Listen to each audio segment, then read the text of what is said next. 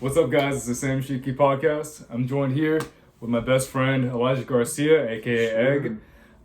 He's a filmmaker. He's a director. He's a writer. But what would you call yourself? What would you say your title is? Shoot, man, that's a great fucking question. In the bio it says writer director, right? However, I'm also a videographer, photographer, anything involving a camera, an occasional G&E, yeah, an occasional actor. Don't sleep on that. Yeah, don't sleep on that. So yeah. Egg here just finished his first short film. It's called Envy. We actually just had the screening for it last night. The showing for it last night. It was fantastic. How would you say that whole idea of that? How would you explain it? Yeah, man. How would I explain the film or how it went last night? So here, I can say the log line for y'all, right? The elevator pitch. So it goes, an unstable yet obsessed high school track athlete. Let me pull up the log. Hang on. I got y'all. Hang on just a minute. Yeah, an unstable yet obsessed high school track athlete, haunted by his abusive past, is pulled into the brink of insanity when his gifted younger brother, whom is seen as the golden child, is chosen over him to run a college showcase, which will determine Kane's fate. Okay. So, I recommend y'all go check it out. Hopefully we'll put it right in the bio. Yeah, we'll put it into the... Plug it a little bit. We'll definitely put it into the bio. Yeah. So I want to ask, man. So obviously, we've known each other since we were in 5th grade. How old is that? Dude, we were like 10 years old, I believe. 10. Or 9 years old. So that's 11 years. He came to Corona. I grew up in Corona. He came to Corona in 5th grade, and we just clicked right away. We had the same sense of humor. We were doing the same stuff. We were throwing shit at each other during class. Aggressiveness. It was crazy. Yeah, it was crazy. We used to always get clowned on by the teachers for just being idiots. Yeah, dude. Yeah, we're always getting obviously, and then we both went our separate ways in terms of our sports. But then afterwards, you started in film. You went to Laverne for film right after high school. Yeah, University of Laverne. What got you? So what would you say is what got you to film? Got you into film, and was the deciding factor, the deciding moment that got you into it? Yeah, man. It's not too uncommon to see, let the jock transfer into acting, which was how this originally happened. But like I can't even express enough. Like since I was just a kid, I had always seen myself writing stories. I remember Goosebumps was a huge influence on me, and I used to just draw out the cover for them, and I always wanted to be creative. I remember with my cousin, we would be in the kitchen fucking on all fours like Spider-Man, and just like seeing the score in the background and having these swords and shit, and just like envisioning these epic action sequences, right? Sure. But I don't know. As a kid, right, I've always been a bigger guy, so I've always been pushed, like, you got to do football, you got to do this, having people tell your story for you. And as much as I wanted what you did end up doing, you ended up playing. Yeah. High school and college football. Yeah. You played football at the University of Laverne. Yeah. Always one of the hardest workers in the weight room. We used to go to the gym together, and then I would hold a heavy bag so you can do hand drills. Yeah. Hand drills, try to get around the offensive line because he was a defensive lineman. And so he was always he's been a super hard worker in whatever he did, but now this is carrying over to film. So how would you say like high school football and playing sports like growing up? How would you say it changed you? It changed your work ethic and and it kind of goes back into like the whole like I remember this line of the meme, right, of that show Riverdale. I've heard of it. It goes, you don't know the highs and lows of high school football, which sounds fucking stupid, and it is, right? And it sounds hilarious, but it's kind of true as far as in like when you're a young man in that setting, and like and usually a lot of them are fatherless, right? And that's like your only form of like male mentorship, and through those prime years when you're that young, it's like you're literally being shaped into the man you're gonna become, right? Yeah, so I mean. Being in football and being in sports, it taught me everything. I mean, like being in middle school and elementary, I was always that real fat, pudgy kid in front of the TV for hours on end, which I still kind of am, which helped me throughout this whole directing avenue of my life. But through sports, it taught me what discipline was and just what it meant to put in hours of time for a longer satisfaction. You know, it goes back into like where we are today, just with society. Society. You know what I mean? Back in my day. Yeah, right. But like we're now so used to having a quick satisfaction and having this quick stimuli, instant gratification. So it taught me what it meant and how much better it feels and how monumental it is to see your hard work and success pay off. 100%. So it taught me that. It taught me what discipline was. And what loving the process meant. You know.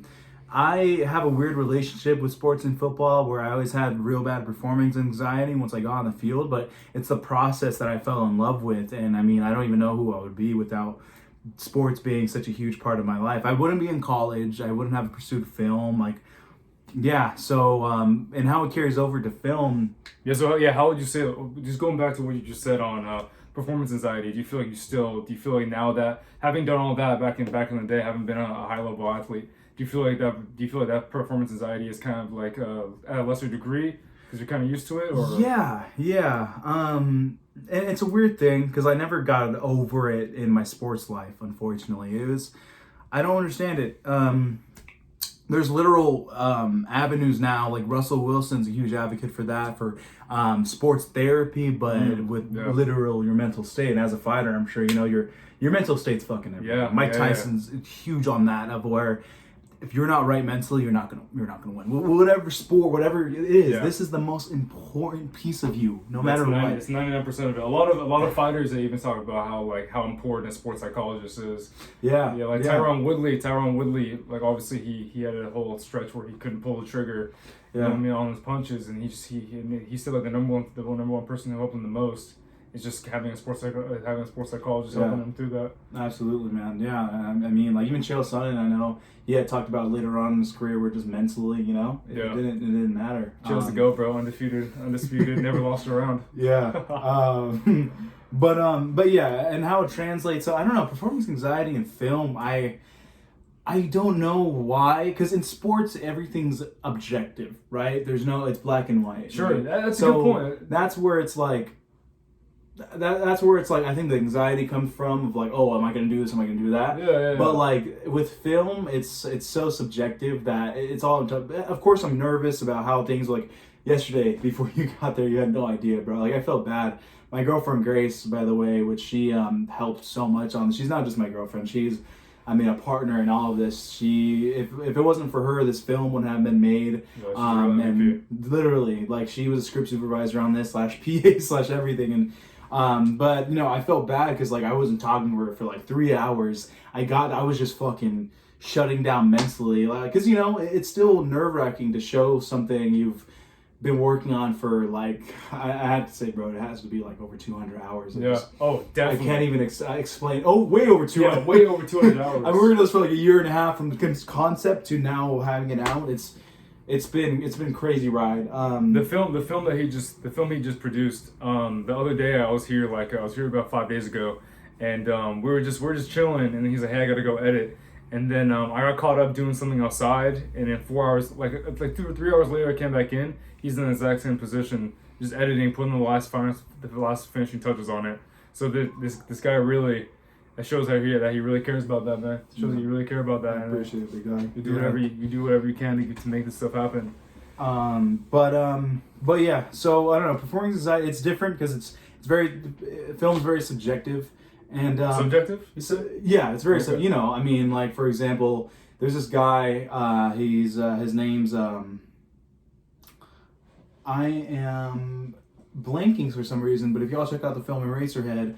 Some people would call it the most disgusting thing ever. I think it's a work of art. You know, Eraserhead. It's really about a guy having a nightmare and he has this like disgusting, deformed-looking baby. It's all super subjective. Nothing's even told to the audience. But it's true. It's kind of open to your interpretation. It's like kind of how this film is with Envy. But yeah, one because the performance and the end results subjective, and then two. I don't know. You just don't have the room to, because I'm a very extroverted person, right? Sure. And film, you don't, and in football and everything, I found that like I would close in on myself, right? And I don't know, because in film, when you're directing especially, there's like everything revolves around you, right? So you just don't have the time or the room to check out mentally, you know? That's true. So yeah, I don't know, but sports, I mean, I've kind of said this before with other people, like it's fucking, it's correlated in so many ways of the same attributes. Because in sports I've always been kind of a leader in the locker room, right? Definitely, even though in performance wise I've never been the best, but in the locker room, off season, weight room, I've always been the loudest one, trying to keep everyone in line, right? Yep. Trying to inspire people, and as a director, that's your whole job, is keeping a production going, inspiring your cast and crew. Dude, 100%. I will say, I just on a little side note, I will say that, like, in terms of just lifting and working on in general, you are the one who inspired me. Like when I remember we used to go back to the UFC gym, and I never wanted to work out. This was like 4 years ago. Obviously, I went on to pursue strength and conditioning as a profession, and obviously right now I fight, so that's also intertwined with working out. I never wanted to go, but this guy, I always knew that this guy's work ethic was so crazy, and he just watching him work, watching him just grind, watching him run to the gym, wake up in the morning, run to the gym, and just him getting me on it is what really gave me a strong base and inspired me to continue to look out for myself and continue to train. So I know it's crazy to see that first like 3 months we were working out together, when I used to just want to quit. I never wanted to do it. You kept me in check. You inspired me, and I know you do. I know you do that on your sets as well. And I think it's beautiful that you're doing this, because that's exactly who you are. You lead by example. You lead by example, and I truly respect him for having been that guy. Make me shed a tear over here. Like this guy's an absolute killer. This guy's one of my biggest inspirations. That's why I'm super happy to have him on today. But going back to one of the things you just said. You brought up the movie Eraserhead, and that you said and you also said that it's a weirder movie. It's a gory movie. It's a movie that the general public is not going to really like. But you find fascination in that. Yeah. And that's another thing that makes you unique, and that also shows your your passion for film. So I want to know, what movies do you find yourself most drawn to, and what do you see in a movie? What do you see in a movie that you appreciate the most? I think just authenticity, right? My film professor says it best.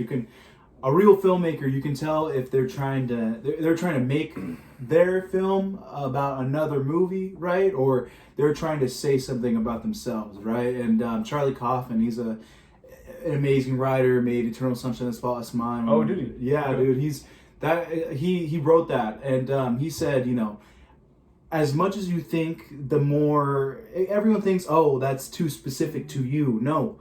That's the farthest thing from it. The more specific you get about yourself, there's someone out there that will gravitate towards that and connect with that so much more than if you're trying to appeal to a broader audience. It won't have the weight to it that it does if it's specific and authentic about you, right, and your story. So you can always tell if a filmmaker is trying to tell their story, a story that involves them, or they're trying to recreate another movie that they love, right? And coincidentally, this film here, Her by Spike Jonze, is like one of the first films I saw when I was like fucking 15, 16, and like ever since then, like I've just been so fascinated with it to see movies aren't just big spectacles to make money from and to go and have a good time and we're gonna go to the movies tonight and have it as like the last piece of your night. No, it's sure. I mean, film to me is like, it's truly an art form. It's just a way of self-expression. It's self-expression. And I was kind of talking about this with my girlfriend Grace the other day. And I don't mean to discredit any other art form or anything else, but not any other art form, but fighting is an art form and everything. But I feel like with art, music, writing, film, that's a way to leave your lasting legacy. There's nothing to where where you have an imprint of yourself forever, right? It's so authentic. You're so right. Right. Not even authentic. Even if it's a shitty film, it's always here. It's always accessible 100 years from now. Which actually, that's a beautiful idea. It will always live on. It really doesn't go away. It won't. People will forget about it, but you left something here for other people. Yeah, You know, you're leaving yeah. a legacy. You're leaving your name on something. So that's a beauty. That's really deep, man. That's actually really deep, Yeah. because a lot of times a lot of people like want to just get the most out of this life. A lot of people want to just make their imprint, or not even make their imprint. They just want to just get the most out of this life Yeah. and just do whatever they can in this lifetime. But then it takes a different kind of person to want to genuinely have the aspiration to leave things for the future generations. Leave information, leave wisdom. You're leaving wisdom. When someone sees a film of yours, they're gonna be taking stuff from that. Future filmmakers will be taking stuff from that. So yeah, that makes a ton of sense. Yeah. That's beautiful. That's beautiful to hear, man. So yeah, I forgot how we got here. We're talking about the movie and like what kind of films you're into. What kind of film. So yeah, that one was back in my little simp boy days. It really connected with me, and that film, Her, which I recommend all of y'all watch. It's on Netflix. Everyone has Netflix. Go get a fucking password out there. I don't even know whose Netflix I use a girl's. I talked to her for 2 weeks. I still have her Netflix. I have my own profile on there, bro. Everyone has Netflix in some shape or their phone. Go fucking watch it. All right, 1, 2, 3 movies. That bitch. Okay, support filmmaking, support the arts, and pay for it. Hopefully. Yeah, he wanted to put it in the background. We could have picked any of these posters he has, but we put that one. We put her. But with that, for example, it's not necessarily, it's a love story, which it literally says there, but it's really about a man losing his way and losing who he is in himself in a relationship, which is such a true story that I connect to at the time, and many people will connect to, you know. So it goes back to, even if it's a silly action movie, if it's authentic and it has some, you know, and it's real in some way, people gravitate towards that. But Her, I got another one right here, which I love so much, by the female director, Greta Gerwig. Lady Bird is a You haven't showed me that one. Oh, dude, I gotta show you that. He shows me some fire films. He shows me films that I look at and I'm like, dude, why are we watching this?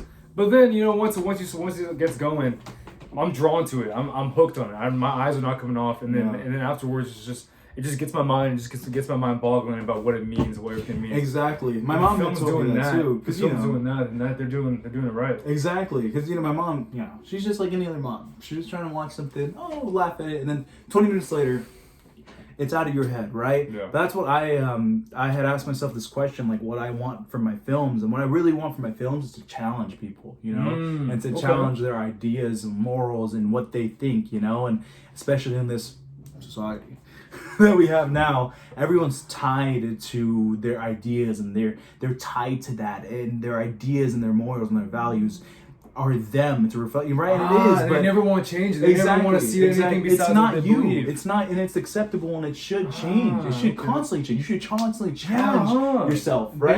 Based on what external things are coming to you. Right, and that goes for politics, religion, everything. Challenge your ideas, and if you're not challenging them, right, then how do you know that you really believe that? You don't know. You don't know. You know, so.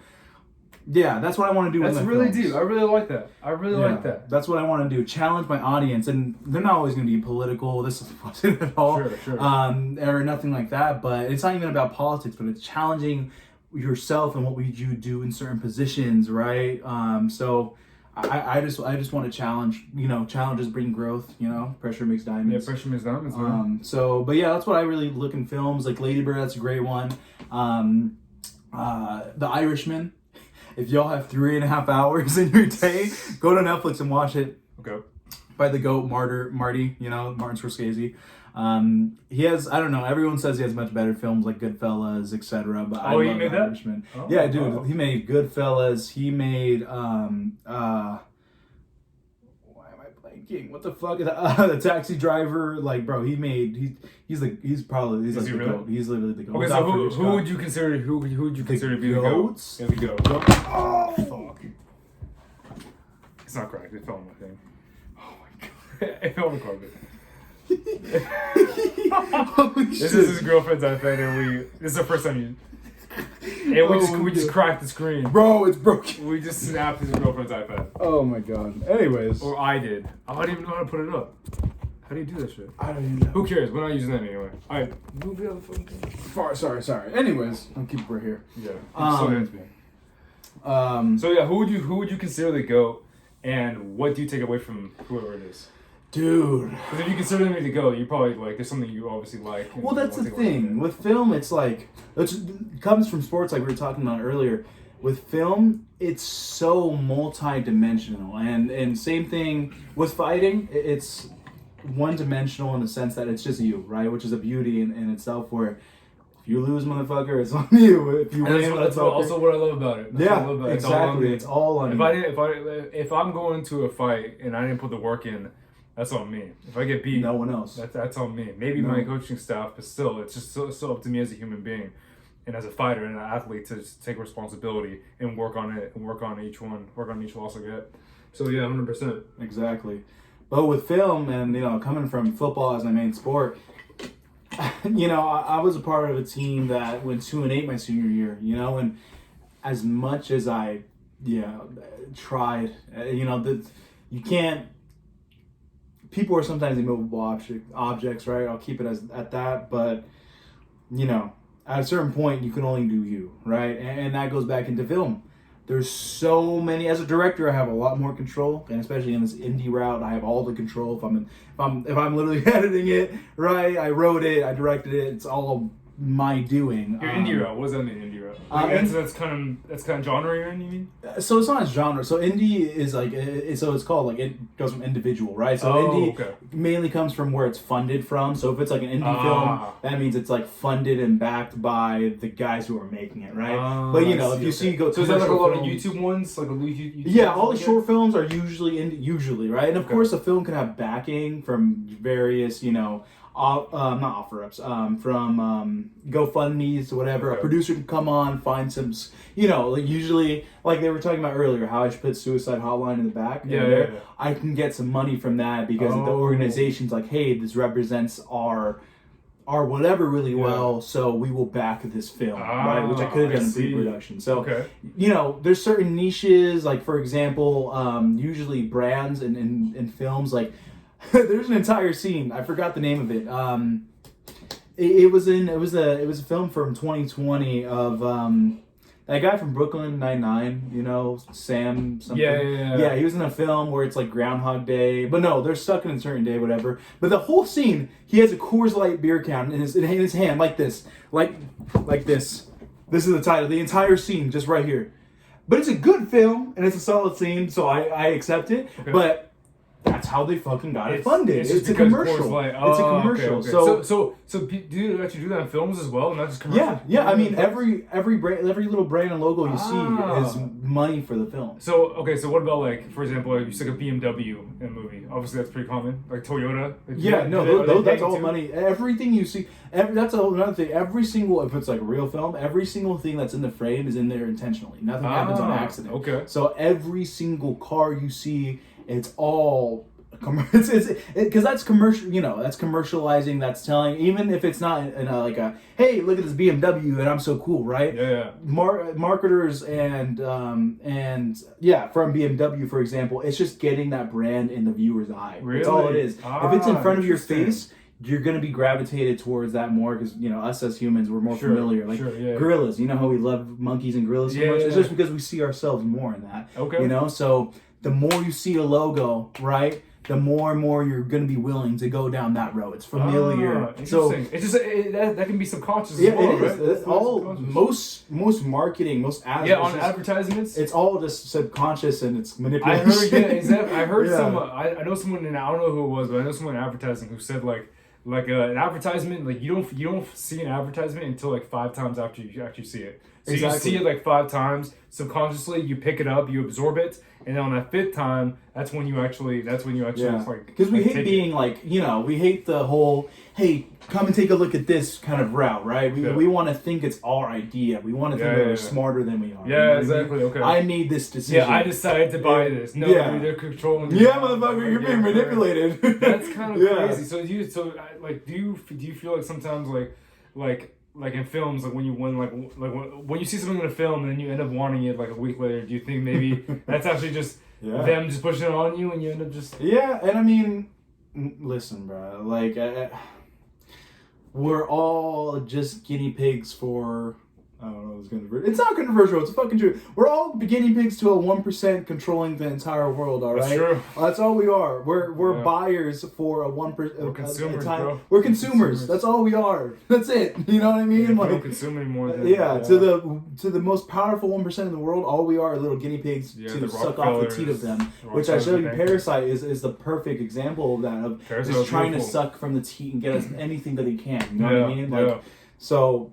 That's that. But yeah, that's how it goes. And so indie route, you usually, you don't see any, it's either backed out of their own pockets or, it could be backed by a school. You can find backing in a lot of places, which like guy D'Anthony that we met that you met last night, we can plug some of his stuff. He makes some solid films. He's a great producer and just finding money. He's a very he finds money anywhere. Oh wow, really? Because you see, they're very well produced. They look like it, man. Look like films, right? Because he has an actual production company. In this past film, dude, I shot it. Luckily, I had my girl Amanda.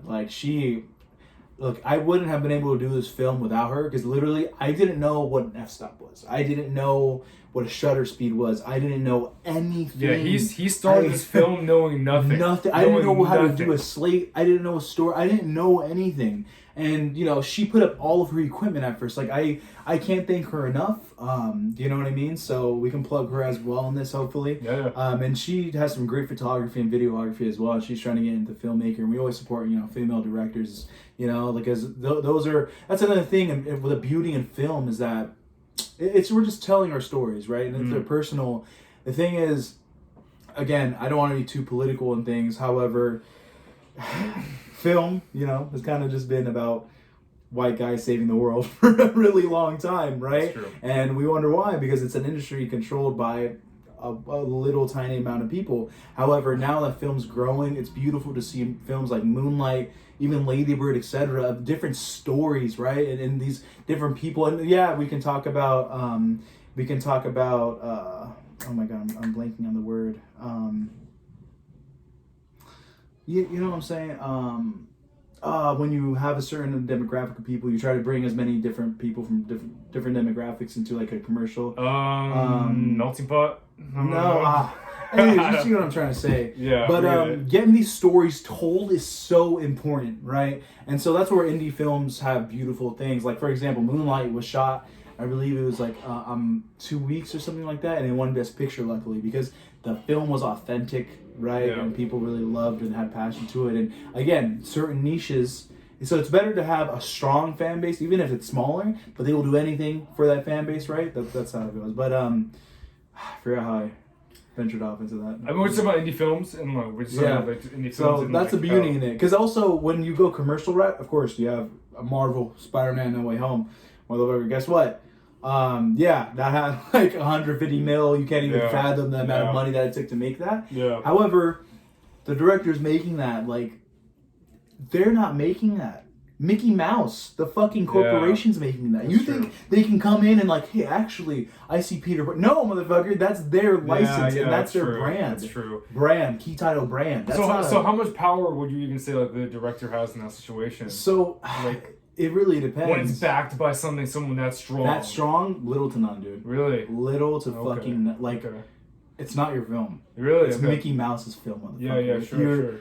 You would so I mean, directors like, Quentin Tarantino, I'm sure he always said no, guess what, the disgusting pig Harvey Weinstein, he funded his films at first and they Harvey Weinstein did? Yeah, he was in the Weinstein company for a long time in his early films, and he, even though he was a done director, he put his foot down and say, hey, I have final cut, which means the director makes the final cut. It either goes to usually goes to the producers because they have the money and they have the marketing brain of where they want this to go, right? As far as an expand, but also that goes into jeopardizing the authenticity of the film, because guess what? It's not the director's film anymore. It's no one's film. It's the commercial's film.